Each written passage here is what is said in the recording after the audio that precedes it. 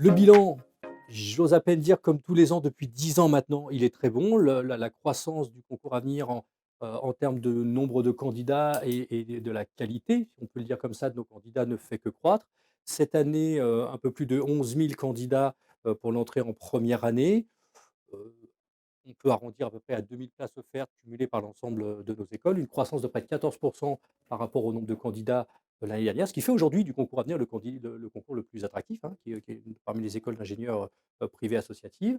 Des candidats également qualitatifs. Il faut quand même savoir que 78 de nos candidats avaient obtenu une mention, ont obtenu une mention au bac. Ce chiffre passe à 86 quand on parle de nos intégrés en première année, en sachant que 48 de nos candidats ont obtenu une mention bien ou très bien au bac et là encore, si on parle de nos intégrés, on passe à 57. Donc ce qui veut dire des candidats très qualitatifs qui, grâce au bac, nous montrent que, voilà, ils ont une réussite académique très, très forte.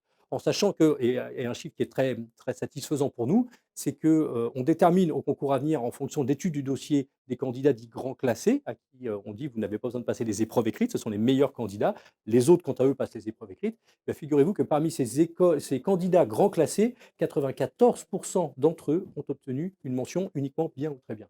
Donc c'est dire si, on a la capacité à détecter les bons candidats et ensuite à les faire venir dans nos écoles.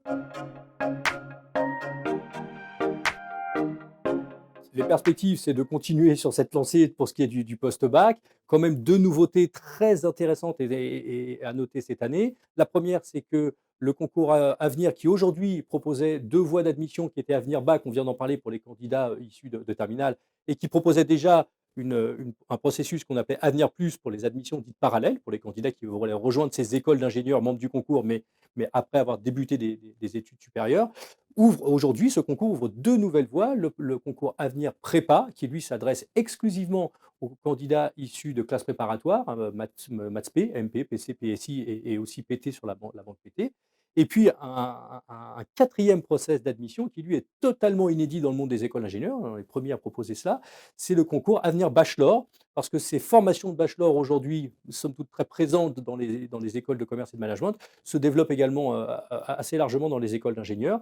Et aujourd'hui, le concours Avenir et les écoles de ce concours sont les premiers à mutualiser le recrutement de ces candidats, tantôt post-bac, et ça sera le cas dans Parcoursup, comme c'est le cas pour la formation d'ingénieur en 5 ans. Là, les formations en bachelor, je le rappelle, sont en 3 ans, mais aussi des formations post-bac plus 2 pour des candidats étant déjà passés par un BTS, un UIT, etc., qui pourront rejoindre ces écoles, là aussi via la plateforme Avenir Plus, pour obtenir ce grade, ce diplôme pardon, de bachelor en 3 ans.